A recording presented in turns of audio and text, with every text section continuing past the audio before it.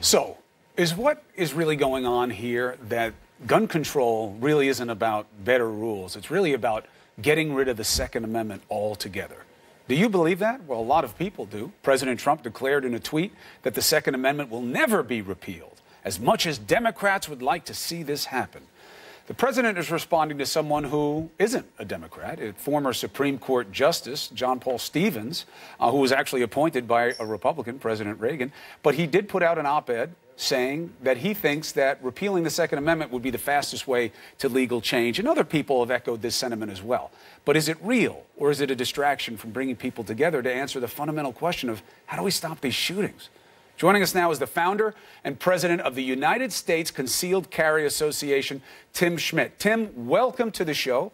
Thank you for being part of this conversation. And I hope we can keep having you on because we need to have all sides represented to keep pushing for changes that will keep people more safe. So thank you. Hey, well, thank you for the warm welcome, and I look forward to being a part of this conversation because you're right. We do need to continue to talk and figure this out. So I wanted to start with this idea of what we don't believe, okay? Everybody wants there to be less violence, less gun violence, less shootings. I mean, I'm right about that, right? Of course, yes. We all want that. We all want safety and security for our families. And this isn't a Republican and Democrat issue. We all want that.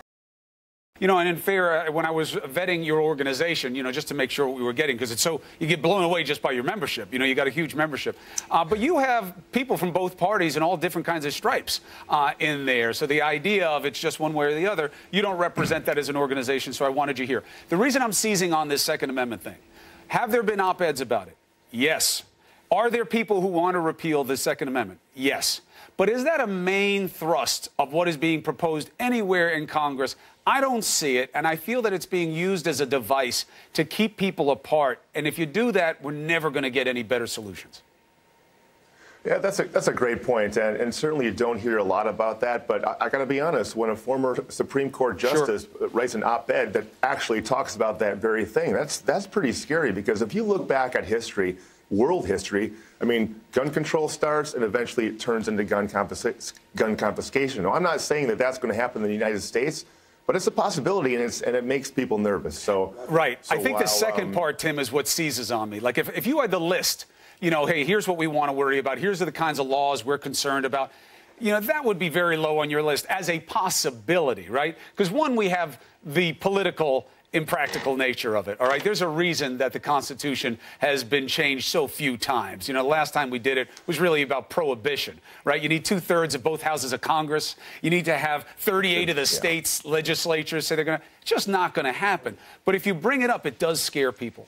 It makes them nervous, and when you're scared and nervous, you're less willing to reach across to the other side. Fair concern? Exactly correct. And you're less willing to talk about what's really going to make a change and what's really going to make an effect. And unfortunately, so many of the laws that are getting proposed, you know, increasing gun control, changing the age at which you can buy a gun, I mean, these are all feel-good laws that are completely delusional. They're going to do very, very little. I mean, what we have here in this country, we have a problem with society. We have a societal problem, and we have to address that. We can't think that by just passing more laws, it's going to all of a sudden make criminals follow the laws that we currently have. So we've got a long way to go with this issue. But I think you're right. You know, being overly scared with op-eds about repealing the Second Amendment does not help at all. Yeah, it just keeps people across. All I was dealing with yesterday, you know, once the president echoed it, they're like, oh, see, there it is.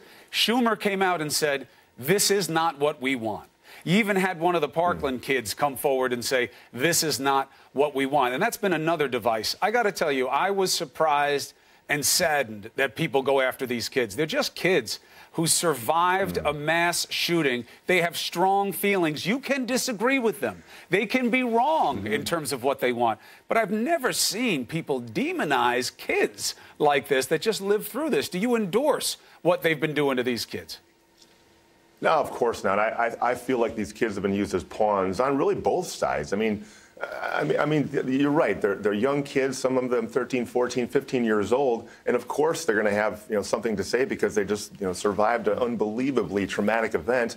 But to shove them in front of the camera, to put them on TV, I think that's a disservice. Well, to look, the if they kids, want to their be there, families, you and I divide on that. If they want to be there, they've earned the right, the hard way, to be there. A lot of them are voting age. They want to vote on this. They need to, because let's be honest, politicians on this issue, they're not acting out of conscience. They're acting out of consequence. The NRA has money, but it's barely a top 10 lobbying firm in terms of dollars. It's votes that they get out there. People vote on this issue when they're gun advocates. And if people want different laws, they're going to have to vote on that intention. And until they do, we'll have status quo. So let's make a quick shift. It's just our first conversation. We'll have plenty, I hope. But in terms of what's on the table that you're okay and not okay with. So we have societal issues. We'll have to see how we deal with those. Hardening targets of schools. That's on the table. Fair point. But to have it on there to the exclusion of a discussion about access, meaning who gets weapons and under what circumstances, 90+% of this country, left and right, it's an unheard of number, say we need to have better controls on who gets weapons. Do you agree?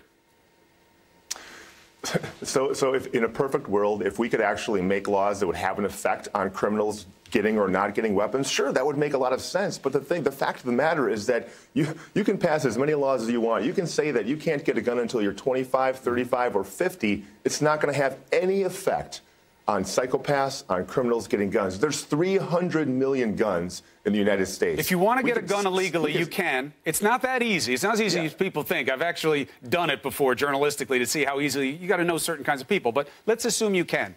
Our problem is these mass shooters. I'm not talking about overall gun violence and what we see in urban settings and in impoverished settings. That's a bigger problem. It's more complex. These guys almost always get their guns legally. And that is something you could control. Red flag laws would make a difference. Waiting periods might make a difference. Universal background checks might make a difference because people find easier routes of access when they can. But we can't even get universal background checks done, and I don't understand that. Why? Well, part of the problem is that the federal government has a challenge with getting really anything done effectively. I mean, look. But you guys resist it, Tim. On your side of the ball, you say leave the gun shows out of it.